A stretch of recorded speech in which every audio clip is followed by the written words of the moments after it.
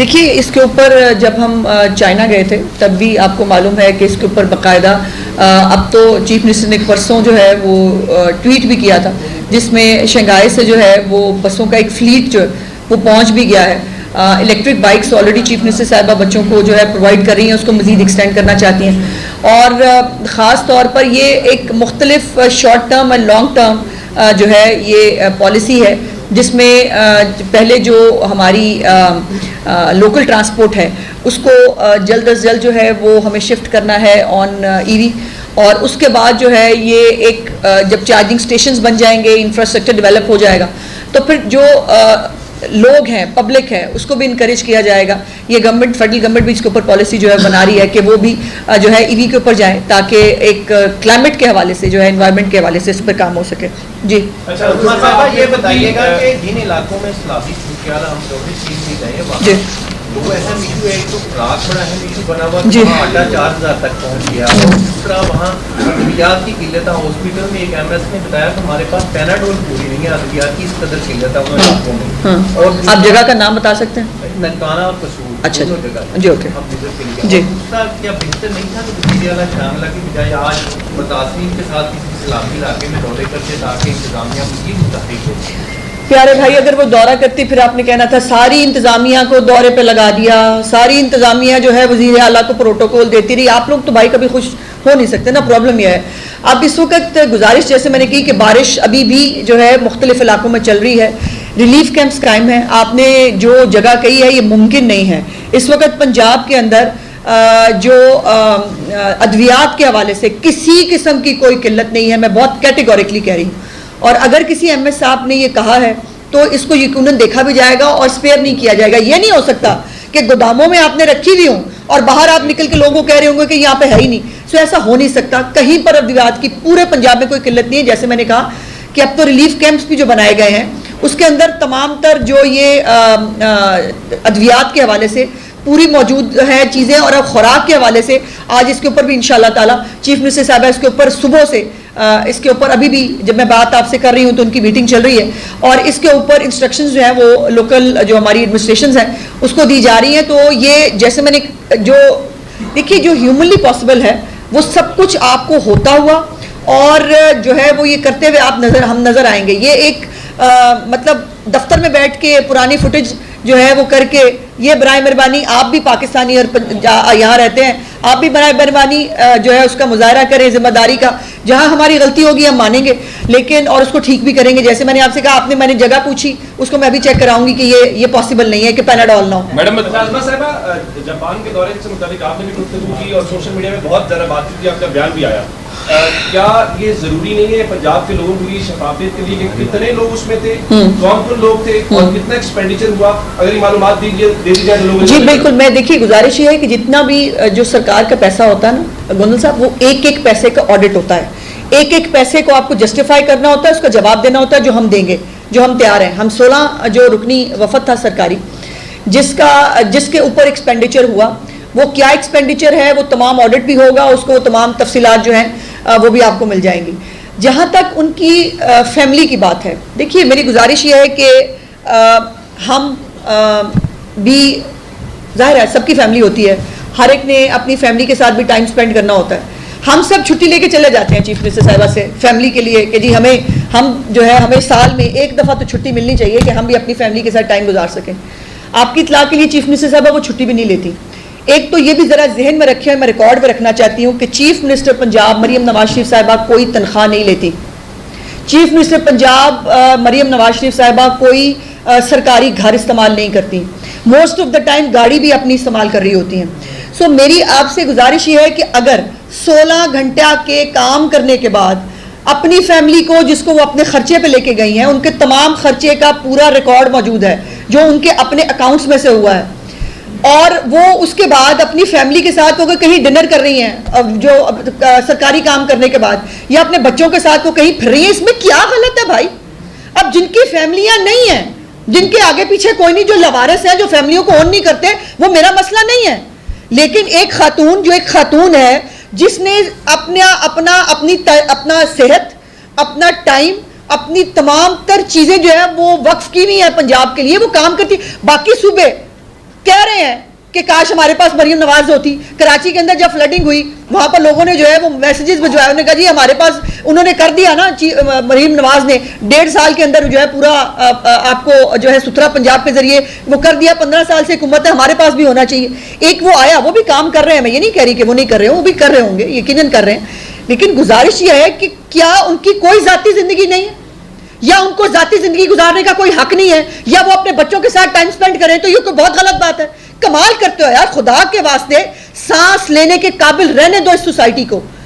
یہ نہیں ہو سکتا کہ وہ سرکاری 16 گھنٹے کے کام کرنے کے بعد وہ 4 گھنٹے اپنی فیملی کے ساتھ سپینڈ نہیں کر سکتی. اور پھر جیسے میں نے کہا, میں آن ریکارڈ بہت ذمہ داری سے کہہ رہی ہوں, چیف منسٹر کی فیملی کا سارا خرچہ ان کی اپنی جیب سے تمام تر ریکارڈ کے ساتھ موجود ہے. لیکن جس نے بدتمیزی کی ہے, جس نے بےہودگی کی ہے, ان کو جو ہے وہ شرم سے ڈوب مرنا چاہیے. خود جو ہے وہ جتنے بھی یہ یوٹیوبر ہیں وہ بیٹھ کے خود نے امپورٹڈ شرٹیں پہنی ہوتی ہیں, امپورٹڈ شرٹیں پہن کے وہ ہمیں پوچھتے ہیں فلانے نہیں فلانا کیا پہنا تھا. میں نے تو پہلے آپ سے کہا یہ فیملی 80s کے اندر بھی ملک سے باہر جایا کرتی تھی بھائی, نواں ملک سے باہر جانا نہیں دیکھا انہوں نے. یہ تب بھی جو ہے اللہ نے صاحب استطاعت بنایا ان کو, وہ جو ان کی استطاعت ہے, ہم بھی اپنی استطاعت کے مطابق جو ہماری استطاعت ہے اس کے مطابق ہم کپڑے پہنتے ہیں. یہ بھی کوئی بات ہے؟ آپ بات کریں کہ مریم نواز جو ہے انہوں نے یہ کام پنجاب کے عوام کے لیے ٹھیک نہیں کیا, یا یہ کر سکتی تھی نہیں کیا, پھر تو آپ کا تنقید سر آنکھوں پہ ہم سننے کے لیے تیار ہیں. مریم نواز نے ادھر کیوں دیکھ لیا, مریم نواز نے یہ کیوں پہن لیا, یہ کیا طریقہ ہے بھائی؟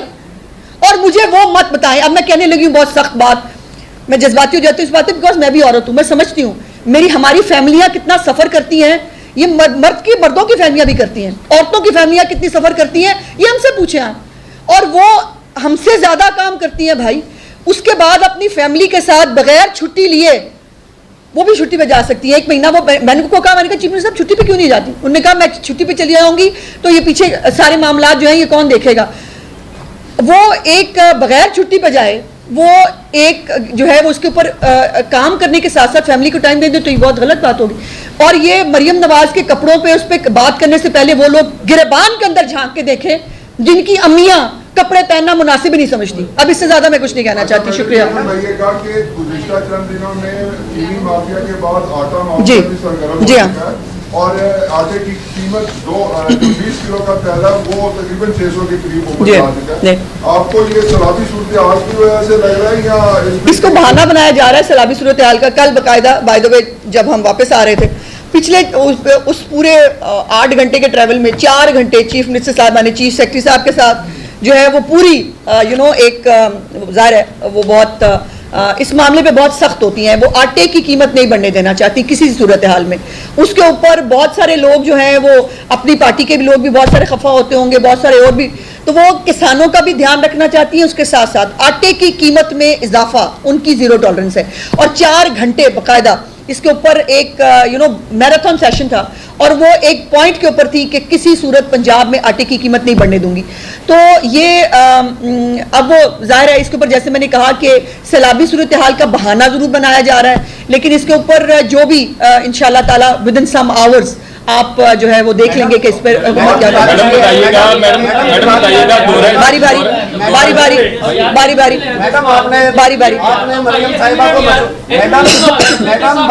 اچھا 1 منٹ میں چلے 1 منٹ ادھر سے ہو گئے.